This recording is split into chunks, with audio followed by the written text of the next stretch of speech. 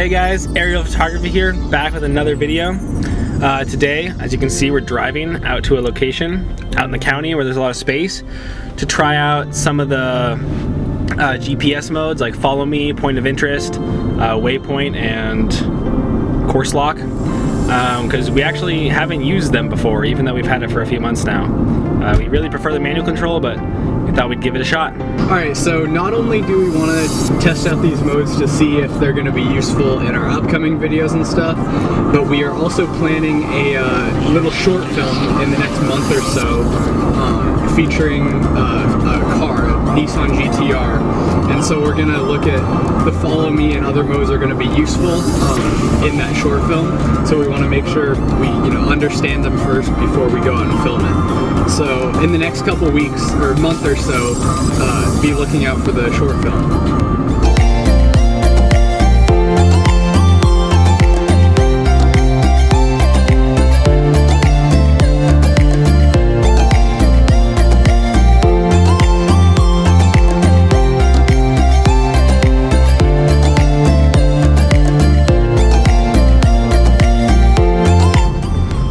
So we are here at location. As you can see, it's pretty much just a road and some open fields.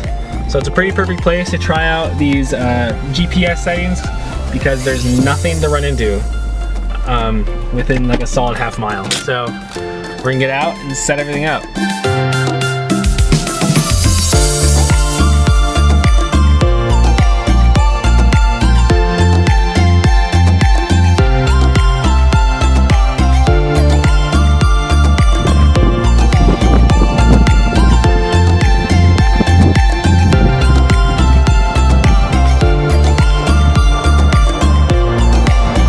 Phone connected. And I think the first one we're going to try is point of interest, which for those of you that don't know, we're basically going to go up and go above our car here and set a radius for it to circle around. So it'll just fly in circles until we tell it to stop.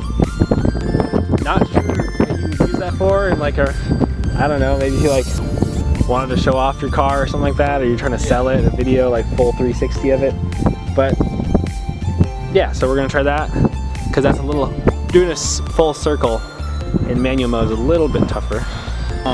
On this little dial, we're gonna flip it all the way back, and that brings us to our settings here. Point of interest. Well, oh yeah. you have to agree to some safety things, and then as you can see down there, not sure if you guys can see it. Yeah, you can see those, the little logos down there. So you got point of interest, follow me mode, waypoints, home lock, and course lock. So we're gonna try those out. Yeah, so we're gonna start off with point of interest. This is just where you find them on the screen. But first, let's get this thing up in the air.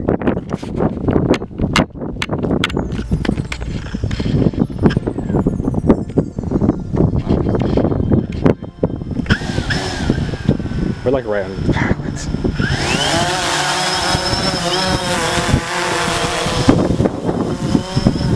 So there it goes. We're gonna get it up a little higher above these power lines, and then we'll start doing our thing.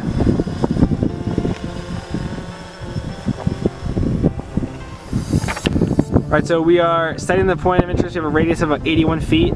Basically, you just click the point of interest, and then it'll set that point, and then you go out horizontally, and it'll set the radius. So yeah, so right now we're about 90 feet, 91 feet, and we're 97 feet high.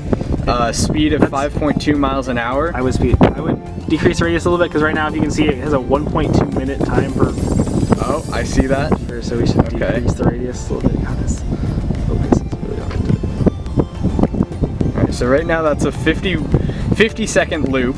So it tells you the time that it's going to take, the speed, your radius and height, and next we just hit apply. Let's see. Apply again. Apply. Just another warning. Looks like we are off. There, that's better. Alright, so yeah, you can see we're rotating around the car right now. It's pretty cool, pretty clean loop. I'm just adjusting the height of the camera because we're not exactly centered perfectly on the car. It is a bit of a bigger loop. I can go up a bit. Yeah, so as you can see, it doesn't control the camera for you. It only controls the drone, so you're still responsible for angling the camera up and down. So that's kind of one of the cool features. If you just want to rotate around an object, a house or something like that for real estate, it's a pretty cool feature. Let's try out the other ones now. So we're gonna exit there. Okay.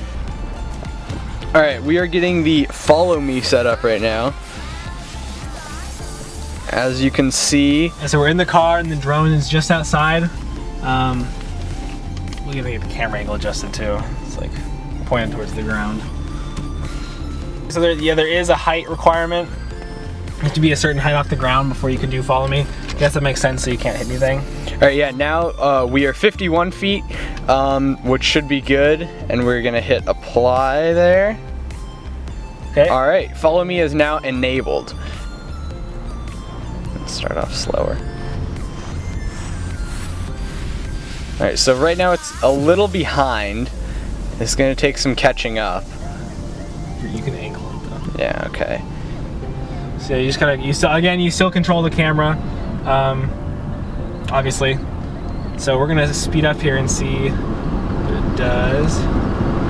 So it's actually doing a pretty good job, I think.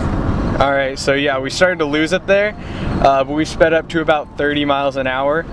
And obviously the drone can't go that fast. We're gonna raise it up a little higher now. Because we got houses and trees and stuff. Yeah, as you can see, we have some houses over there. All right, whoops, get that out of the way there. Now we are 100 feet. I'm gonna raise it up, or position the camera accordingly, and we are off again. So we are flying. We got a car behind us, which means we're gonna have to pull over. We're test 2 now. We got the drone positioned a little farther away from the car. You can see it in the screen. Just get it all set up. We're gonna record this and see how it works again. As we're gonna start out kind of slow. I can't tell, is it moving with us? Yeah, so it's slowly, it takes a bit to catch up. You really can't start out going that fast. But it's a cool angle. I think it is a little bit of a hassle to set up. If you have two people like you do, I think it'd probably just be easier to manually fly it in the car.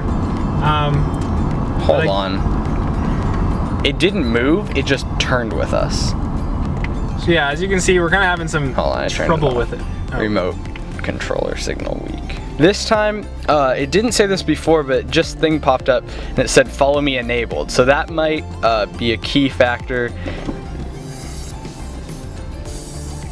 Oh yeah. Okay, so hopefully this works. We're kind of having some trouble with it following us. Started out kind of slow, just going. It looks like it's actually. So look, it's turning with us, but it isn't following it.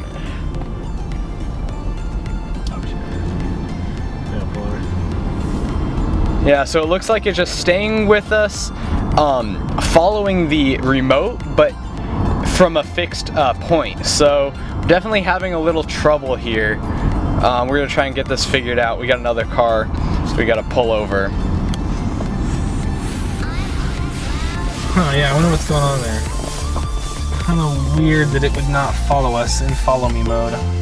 So now, follow me was kind of janky. It wasn't really working that well.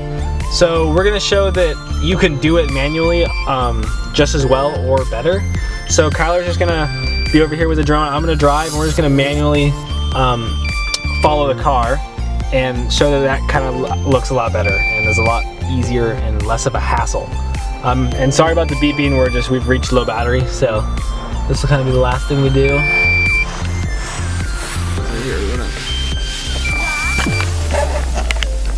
Oh, damn.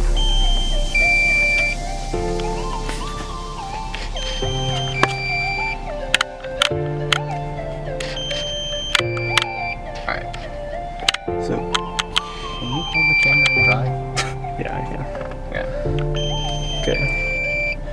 Alright, so now we're going to do it without follow me, just with my controlling. How's it looking?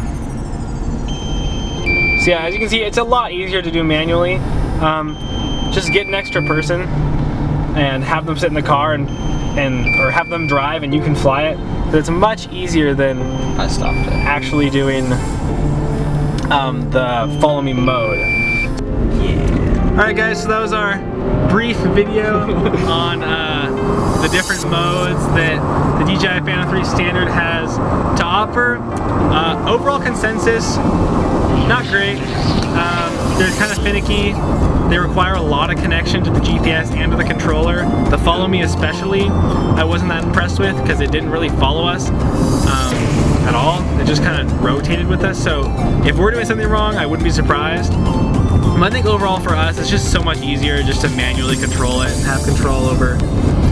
Yeah, so I think, again, we probably could have gotten all the modes to work perfectly, and I think there is a time and a place for them, but really the ease of, it's so easy to fly, and once you get used to it, really all the modes, you can do them by yourself, hand done, and I think that's really just going to be easier for us, and I suggest that's what you do. Plus it gives you the, more practice using the drone, and now I feel really confident flying it. We've only had it for 3 months, and it's really easy to fly, and so all the modes essentially are helpful, but not as helpful as just flying it using manual controls. Right, so that about wraps up our video, I think. Hope you guys enjoyed, maybe learned something from it.